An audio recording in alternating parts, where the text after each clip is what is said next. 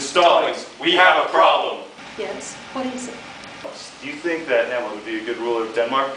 Well, boys, you know, I can't help you with your project, but I do have a good discussion method.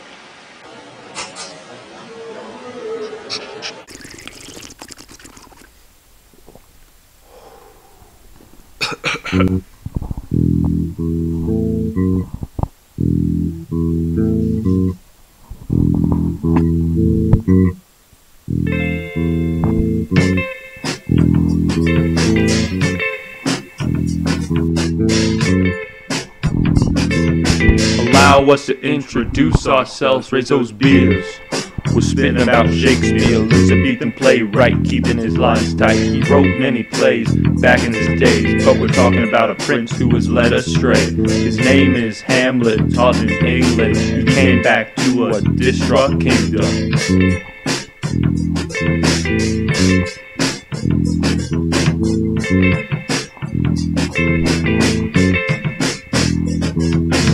Dad dead, no crown on his head. Uncle stalking around in what should have been his. Mother doesn't care, running fingers through his hair. It's Hamlet's throne, but Claudius won't share. Stalking around the halls, late one night, comes dear old dad to give him a fright.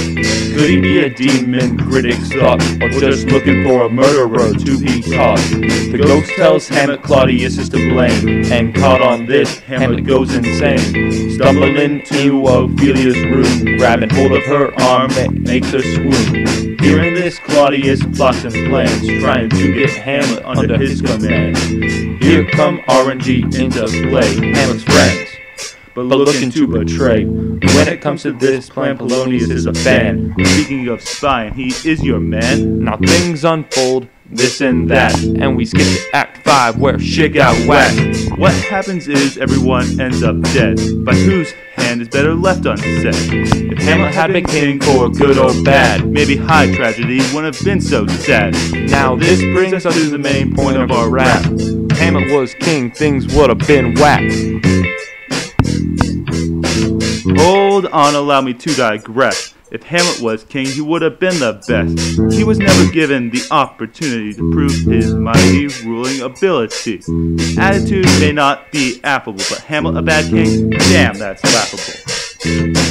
He was never given the chance for a reason, because in the end he commits high treason. He got too caught up in his selfish ways to lead his kingdom to better days, taking advice from a ghostly being, and his lack of caution is obscene. His plan may have been unsound, but his father's killer wears the crown, and he's laying in his mother's bed. It's no wonder Hamlet wants her dead.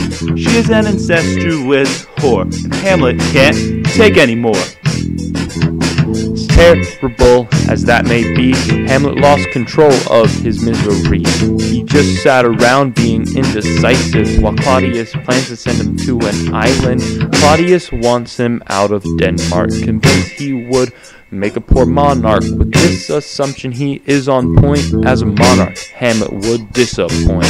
Keep your assumptions in mind. Claudius is only covering his behind. What he wants is Hamlet dead, but Hamlet doesn't lose his head. Guildenstern and Rosencrantz come into play. The clever Hamlet sends them on their way.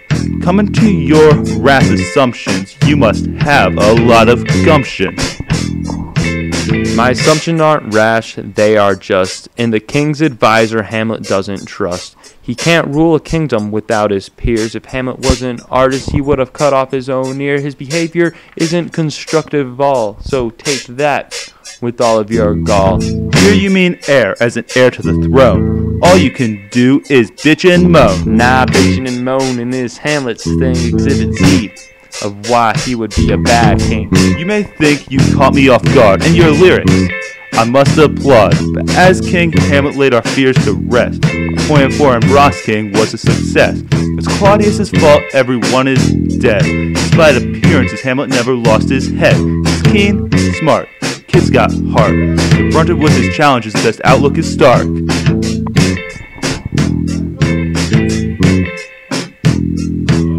I raise my white flag and call a truce. Both of these arguments have valid truths. Right, let's stop, but as an aside, I'm right. It's up to you to decide.